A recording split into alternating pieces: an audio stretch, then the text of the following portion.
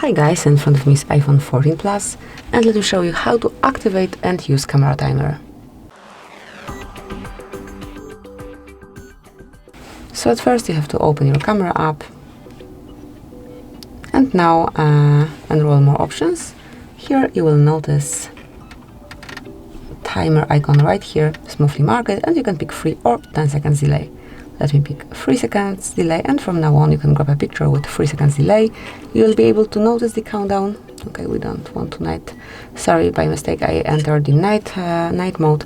However, as you could notice, at first you see the countdown and then the picture is grabbed. Then whenever you wish to switch the timer off, you need to click on the same icon again, tap on off. Let me switch off this time. Night light here, and then you can grab a picture right after you click. So as you can see, the timer is off. And that will be all. This is it. Thank you for watching. Please subscribe our channel and leave the thumbs up.